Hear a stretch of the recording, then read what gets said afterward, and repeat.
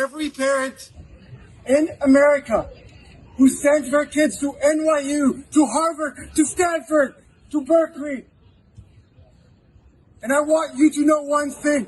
We cannot protect your child against pro-terror student organizations because the president of Harvard University, because the president of Stanford, because the president of Berkeley, they will not speak out against pro-terror student organizations. My name is Shai Davidai. I am a professor at Columbia Business School. I am Israeli. But before all of that, I am a dad.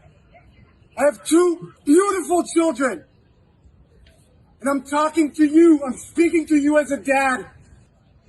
Last Saturday, 14 U.S. citizens were kidnapped into Gaza with 200 other Israeli, French, German, and other nationalities. And none of the presidents of universities all around the country are willing to take a stand. This is what cowards do. And I'll name it now. President Minouche Shafik of Columbia University, you are a coward. Because if President Biden can come up and say, no, this is unacceptable, this is inhumane. There's no justification for terrorism. There's no excuse. And if Eric Adams, the mayor of New York City, is able to say, this is not okay. This was something that shows Hamas must be disbanded and destroyed immediately. Then where are you?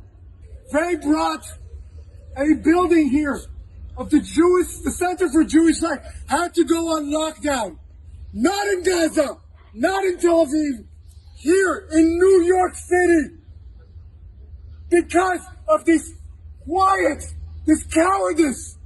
Last week, we had thousands of students chanting pro-terror songs that are sung right now in Iraq, in Libya, in Yemen, in Afghanistan. They were singing this not in Gaza, not in Afghanistan, here in New York City. They were celebrating the rape of teenage girls in a music festival in the name of resistance. It does not matter if you're Jewish or Christian or Muslim or Hindu or Buddhist or an atheist like myself. Rape is never okay. Not as an act of resistance, not as an act of revenge. Rape is never okay. Kidnapping 9-month-old babies is never okay. Murdering 89-year-old grandmothers who have Alzheimer and do not know what is going on. Shooting them in the head. Executing them. It's never, never, never okay. If my amazing 2-year-old daughter was now 18 years old, I would never, never send her to Columbia. Not because it's not a great institution, it's an amazing institution, but because I know that she will not be protected there. Because the president of the university allows pro-terrorists to march on campus. We would never allow the KKK to march on our campus. We would never allow a pro-ISIS demonstration on our campus. Can you imagine in the city that had to endure 9/11? Can you imagine that here we have pro-terror student organizations? I want you all tomorrow morning to call your kids' college, your kids' university, and ask them one simple question. Will you protect my child?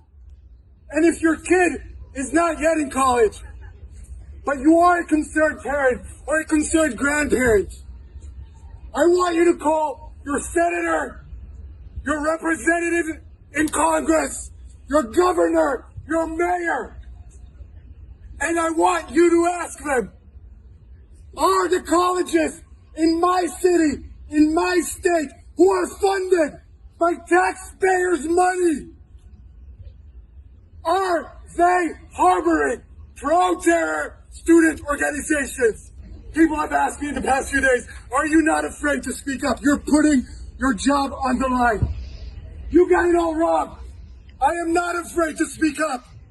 I am speaking up because I'm afraid. I walked onto my own campus, the place that is employing me and supposed to keep me safe. And I was shivering. Imagine not being able to go to your work because your boss does not value your life, because your boss supports pro-terror organizations. Thank you very much.